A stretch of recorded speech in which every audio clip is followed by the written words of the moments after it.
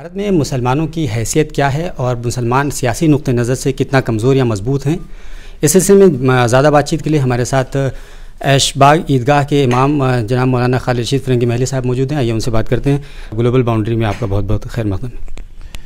نہیں، شکریہ. یہ جان کے خوشی ہوئی کہ گلوبل باؤنڈری کے نام سے جو آپ نے چینل سٹارٹ کیا ہے، اور ہم امید رکھتے ہیں کہ اس میں آپ عام آدمی سے ریلیٹڈ مسائل کو اٹھائیں گے، اور نہ صرف یہ کہ اٹھائیں گے بلکہ اس پر ایک ڈیپ ریسرچ کر کے جو مسائل ہیں ان کا کیا حل ہے اس پر بھی روشنی ڈالیں گے، جس سے کہ خالی اور چینلز کی طرح خالی یہ ایک انفارمیشن براڈ کاسٹنگ چینل ہی نہ رہ جائے، بلکہ لوگوں کو حل بھی معلوم ہو کہ اگر کوئی مسئلہ ہے تو اس کا حل کیا ہے. شکریہ مولانا. آپ کے سجھاؤ پہ ضرور عمل کرنے کی کوشش کریں گے.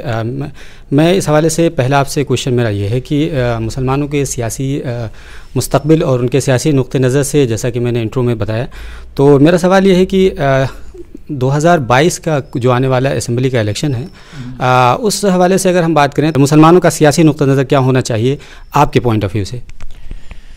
دیکھیے، آپ سبھی جانتے ہیں کہ اس ملک کی آزادی میں مسلمانوں نے بھرپور حصہ لیا ہے، بھرپور قربانیاں دی ہیں، اور آزادی کے بعد سے مسلمانوں کو سیاسی اور سماجی طور پر ان کو نمائندگی کرنے کا موقع نہیں ملا جو کہ ان کے آبادی اور ان کی کہنا چاہیے کہ حیثیت اور کیپیبلٹیز اور کوالیفیکیشن کے مطابق ان کو مواقع دیے جانے چاہیے تھے. لہٰذا ضرورت اس بات کی ہے کہ جو بھی سیاسی پارٹیز ہیں وہ اس بات کو انشور کریں کہ مسلمانوں کی آبادی کے لحاظ سے ان کو نمائندگی پارٹیز میں بھی دی جائے، اور جس کی بھی گورنمنٹ بنے اس گورنمنٹ میں بھی ان کو معقول نمائندگی دی جائے. اور جہاں تک مذہب کا تعلق ہے تو ہم سب کا یہی ہمیشہ سے ماننا ہے، ہمارے بزرگوں کا بھی یہی ماننا رہا ہے کہ مذہب کی بنیاد پر کوئی سیاست نہیں ہونی چاہیے.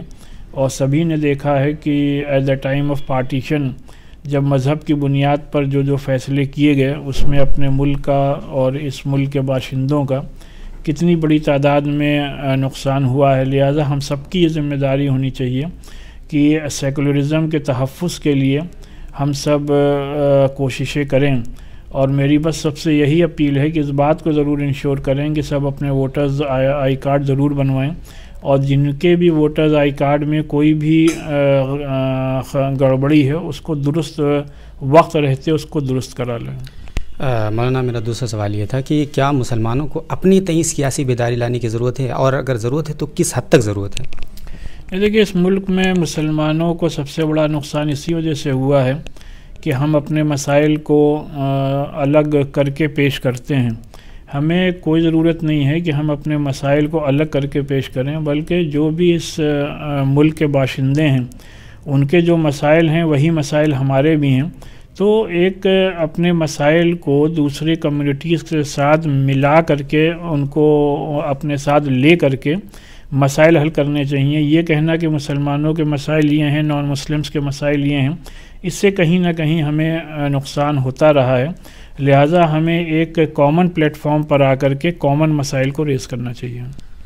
شکریہ مولانا. آپ نے بہت اہم چیز کی طرف اشارہ کیا، اور انہوں نے کہا کہ ہمارے اور نان مسلموں کے مسائل یکساں ہیں، اور ہمیں اپنے اور دوسروں کے مسائل کو دو الگ الگ زاویے سے دیکھنے کی ضرورت نہیں ہے.